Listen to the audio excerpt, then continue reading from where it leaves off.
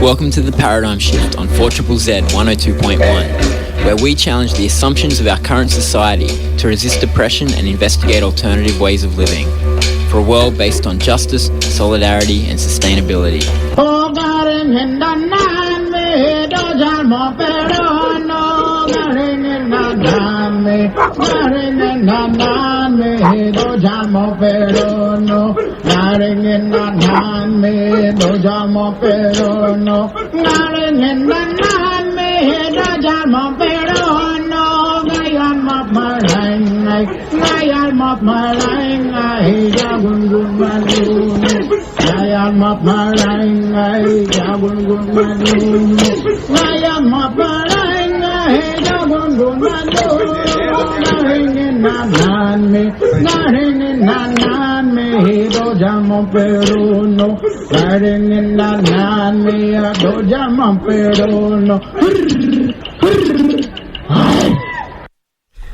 Welcome to the Paradigm Shift on 4ZZZ 102.1 FM, your local community radio station. My name is Andy, and we are broadcasting on Yagara and Turrbal country. And today on the show, I've got a couple of interviews. Now, regular listeners would know that normally it's very common that I'd have two or three interviews on a show, but usually they're linked in some way to one topic.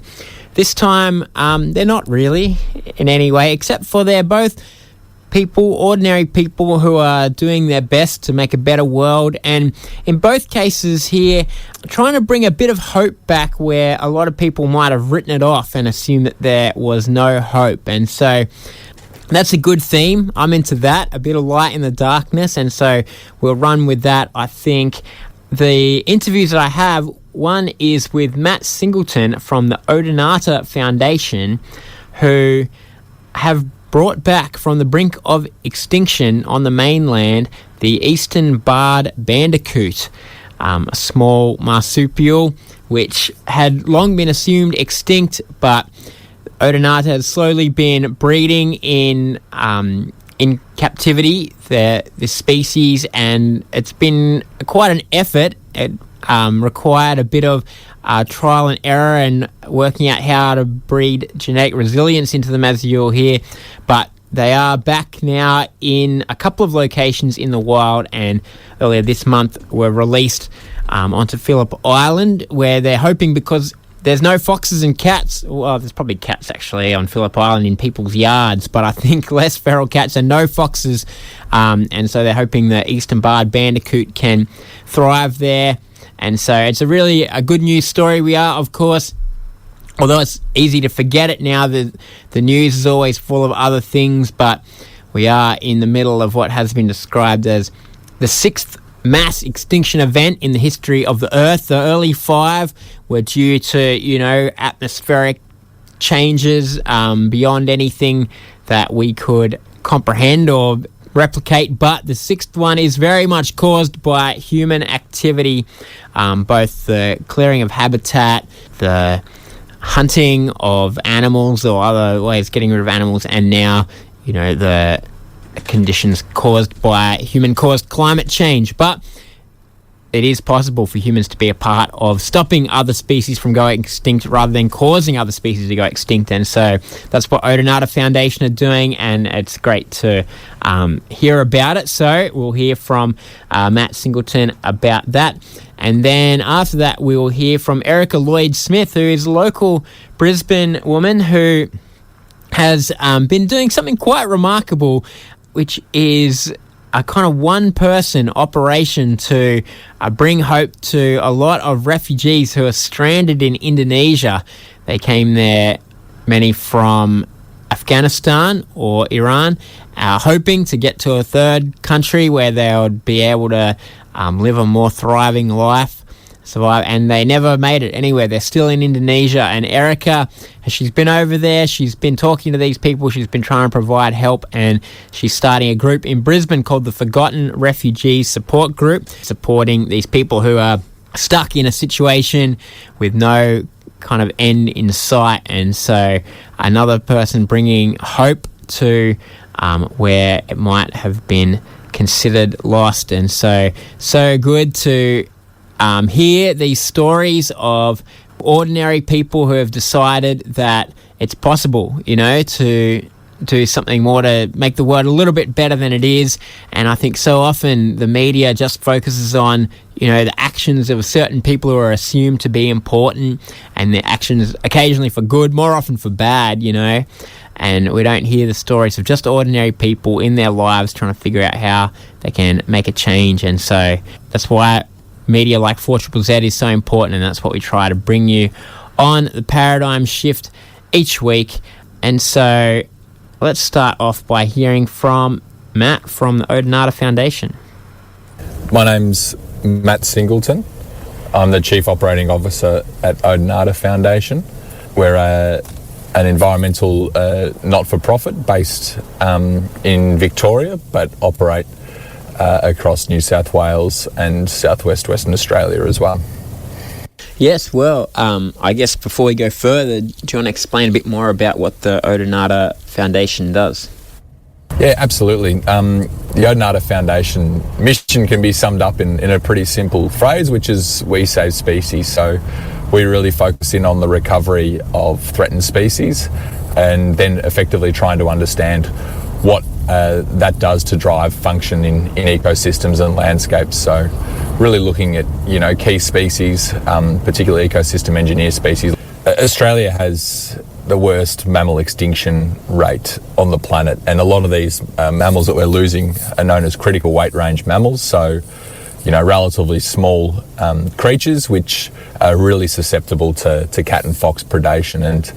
And what we've found in the recovery of these species and the sites that we manage, which are predator-free safe havens, is that landscapes really change in remarkable ways with these animals returning to abundance. And so our focus is on ensuring that these species, A, don't go extinct in the first place, so really bringing them back from that critical edge, but then also looking at how we can build resilient, fit and feisty populations of these species in these safe haven areas so that they are basically ready for release beyond the fences once we can figure out how to get rid of foxes and cats at scale. Yeah, so one of the threatened species that you have been working on is the eastern barred bandicoot, and you've been having some success, I understand. Yeah, so the eastern barred bandicoot was the first species that the foundation got involved with. It's quite an iconic species for the Victorian volcanic plains grasslands, which sort of stretch from the western outskirts of Melbourne right through to South Australia. And that in itself is one of the world's most critically endangered ecosystems, with less than 1% of what was there in terms of grasslands actually remaining. And the eastern barred bandicoot is a creature that's evolved with this environment for millennia, and it was thought to be extinct on the mainland of Australia. There's still populations in Tasmania, and in the very late 80s, a single population was discovered in a tip cruising in and out of old car bodies in Hamilton in Western Victoria, and that then formulated and stemmed the beginning of the recovery program. So it was a very interesting process of how you take a species that was one small isolated population and growing its population to numbers in which you can conduct translocations like the one we've done today, but then also ensuring that you've got strong genetic diversity and fitness amongst that population to ensure that once these animals are recovered in large numbers, that they're not susceptible to inbreeding and some of the genetic faults which we did see back in the day. Yes, that's one of the intriguing bits about your kind of media around it, is this a bit about increasing genetic diversity. And so I was wondering, what does that look like? How do you do that? Absolutely. So that original population was taken into captivity, and Zoos Victoria at that stage began that process of captively breeding these individuals. From there, these animals stemming from the captive breeding program were released into various different sites with varying success. They were released into Mount Rothwell, which is Odonata's I guess, call it our home sanctuary, our key hub for this threatened species recovery work. It's just near Geelong in Victoria. And the population slowly started to grow in the fox and cat-free environment.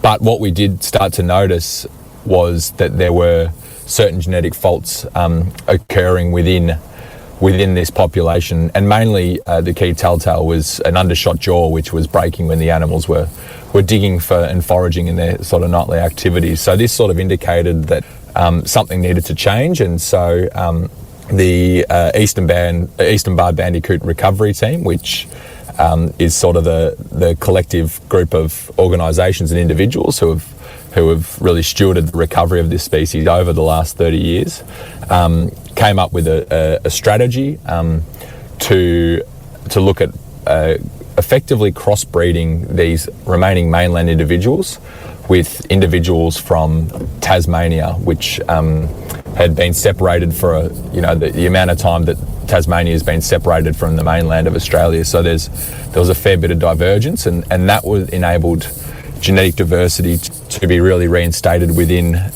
these populations, and so it's the descendants of those animals, we call them the hybrids of Tasmanian and mainlanders, that are what's forming the basis of the large-scale recovery efforts that you sort of see occur more recently. Yes, and so recently you did release some populations of Eastern Barred Bandicoots back into the wild on the mainland? Yeah, absolutely. So the population was moved from Mount Rothwell to Tiverton, a site in western Victoria, which was prime bandicoot habitat. This occurred back in 2020, and what we saw there with the really genetically diverse individuals, plus really suitable habitat and conditions, we saw that population grow really rapidly. So sort of from around 40 that were introduced back in 2020, that population sort of peaked out at a touch over 3,500 by estimate. So really grew, and that gave us a really stable base to then be able to conduct further translocations around the state. So the first one following that we conducted was just earlier this month, where we translocated 100 individuals from the site in Western Victoria to Phillip Island, which has had a really successful fox eradication program led by Phillip Island Nature Parks, and has provided a really suitable environment for reintroduction. So it signifies the largest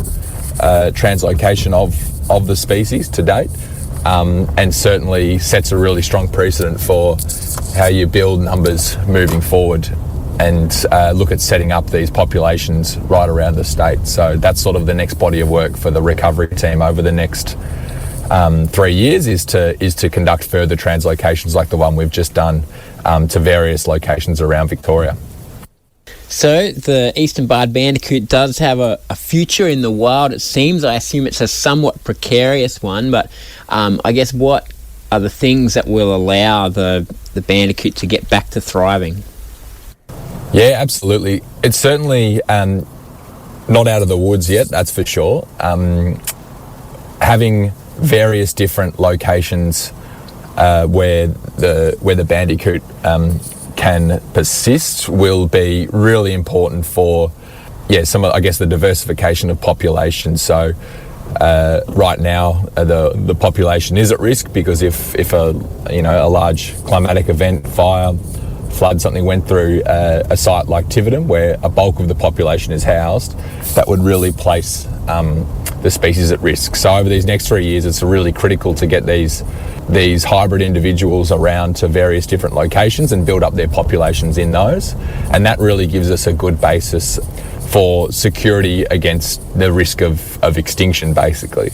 Once we look at that there, then we can start to look at investing a lot more time and focus in on how we get these animals to persist in the presence of foxes and cats, and what that sort of density looks like. So it'll be certainly far more of an experimental research phase, not dissimilar to the experimental approach to the hybridisation in the first place. So it sort of goes through I guess these waves in the recovery program of trying to break new ground and then securing that broken ground. And so there's certainly not out of the woods yet, but the trajectory is extremely positive and encouraging, and that's signified by the species being downlisted recently from extinct in the wild to endangered. So it's sort of a big milestone moment for that recovery program.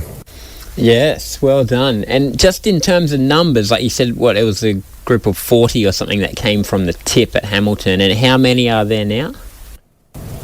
So we've had a few dry years out in Western Victoria, but at our last count there was a touch over 1,500, so estimated to be between 1,500 and 2,000 out at the Tiverton property. And the trapping night actually was highly successful. We were able to trap 100 in one night, which we weren't expecting to happen. So that probably shows that that's a pretty conservative estimate.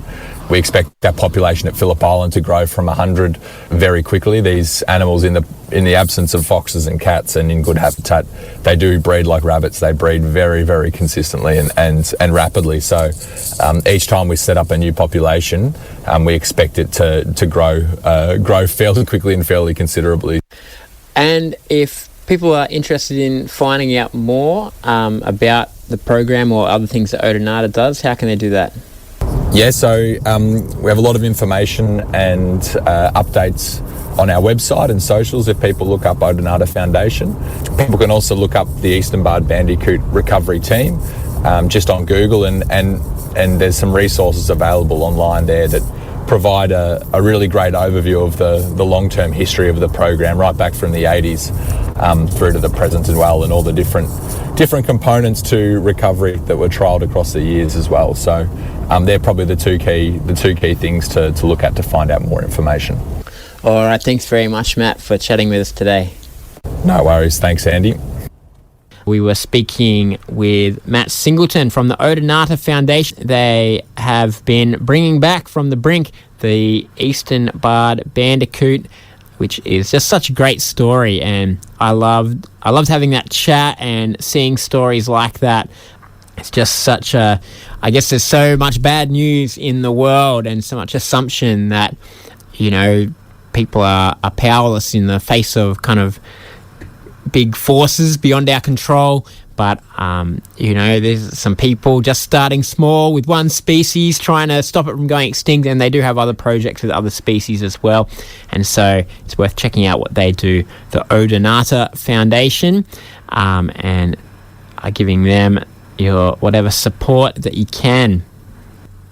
In the second half of the show now, we're going to be talking about a different small group of people who are trying their best in what seems like a hopeless situation, and that is the Forgotten Refugees Support Group, which is a small group of Brisbane people who have decided they are going to take it upon themselves to try to support a whole heap of refugees who are stuck in Indonesia, having gone there at different times, hoping that they would either be able to live in Indonesia or they'd be able to go to a third country that would be safe.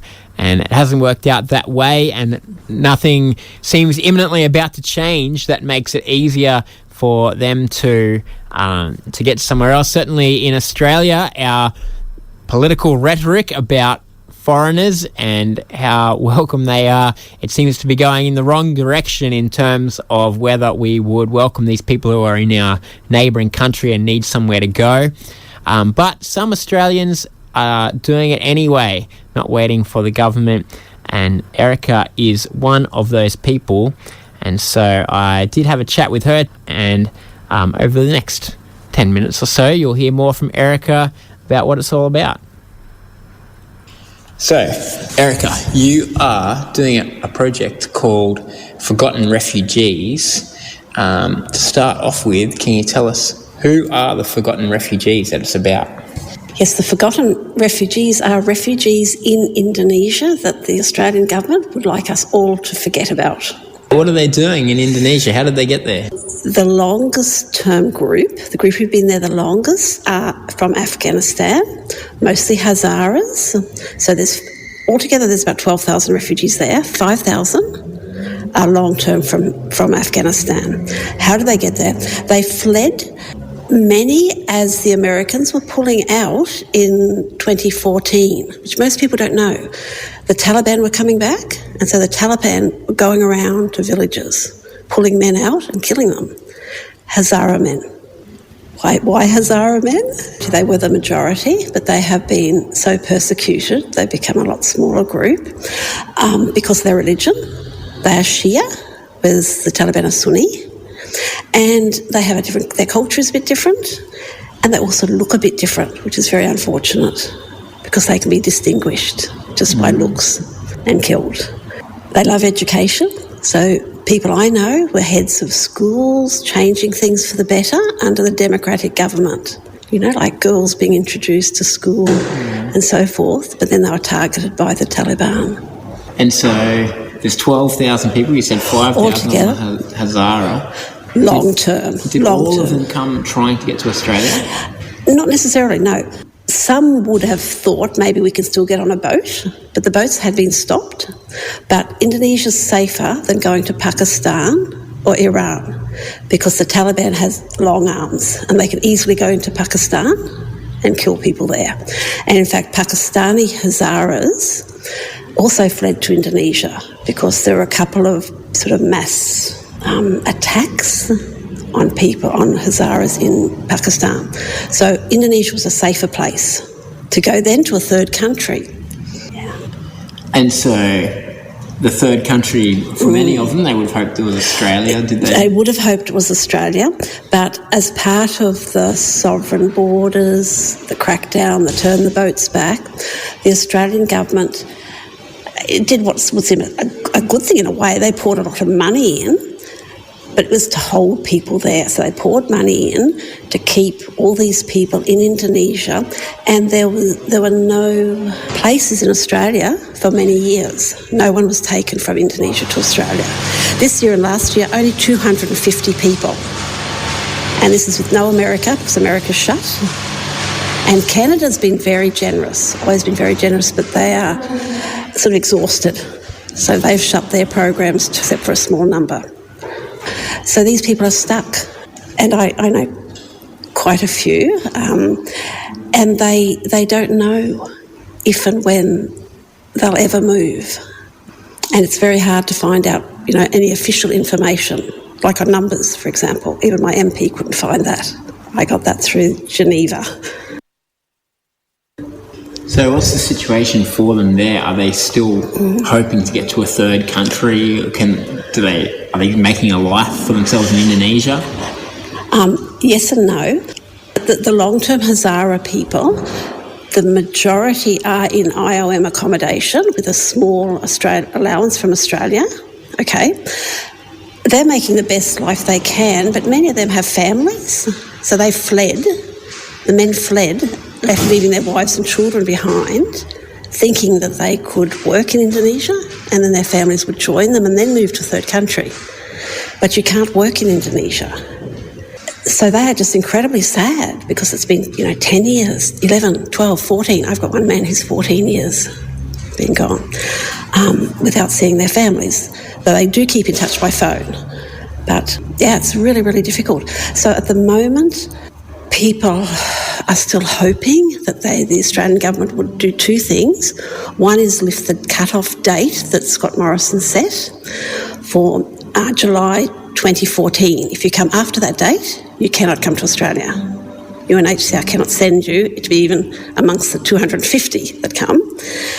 And there are very few people before that date now there. There are maybe a few hundred. But there are many, many people who came during that year and they weren't registered till after that date, and they've been there now 11 years. So that, we're hoping the government would change the date, hoping our government would just say, there's only 5,000 long-termers, let's bring them here gradually. So over the next 2 years, so they know they're coming, they have hope that they're moving, and just do it. And the Greens have actually done a costing on that, and the costing of bringing people here would sort of equal the money that's being put to keep them there. But from what we hear, because I'm involved politically too, is that Burke will not move at the moment on Indonesia. So he just wants us to forget and wants them to grow old and die there. No. So that's the sort of long-term Hazaras. But then I'm working with a few people from there trying to bring them to Australia on a refugee skills visa. But We have to find employers. It's quite complex, but it's doable. But the other half of the work is looking after destitute refugees, because the UNHCR has run out of money. There's virtually no money. So a lot of people who've come in the last, say, 6-7 years, if they've had an allowance, it's been cut a few times, and at the moment there are many people living on the streets with nothing. So the Australian government also isn't putting money towards Oh, those no, people? no way. The Australian government money just goes to people who came between 2014 and 2018, and cut off then. I mean, it's still supporting those people, but no new people. And with UNHCR having no money, and UNHCR's policy basically is, and they will say to people, you are safe. You know, you are safe here. If you can't eat and drink, your life isn't worth much. And so we've taken one lot of people off the street. They were forced off after a number of beatings. The young men were all beaten up. And they're now in the hills or around Jakarta, different places, in rental accommodation, and we're giving them a basic food allowance. But there's another whole street full, and we've just taken 3 more families off the street. So we've got about, in that group, the people who have been destitute, about half are Hazara and half are African, Somali and Sudanese. So you're making a group here in Brisbane, or you've already made a group in Brisbane called Forgotten Refugees Support Group. What is the hope for this group? What are you trying to do? Well, this group, we are supporting financially, at the moment nearly 50 people. And it is quite cheap to support people, but when you get to those numbers, that's a few $1,000s every month that we have to find. And we'll support them as long as we possibly can, hoping there'll be some changes in policy. And the other thing is we've got 6 men we're trying to bring out on refugee skill visas, really long term. And the other thing is political stuff. The third arm is doing everything I can, and anyone who wants to politically. But that's just very hard at the moment. All right. Thanks, Erica. Erica Lloyd-Smith, she is part of the Forgotten Refugee Support Group, and she's really living it out. You know, she's given a lot of her own life and resources and her own space, physical space, to refugees who needed somewhere to live.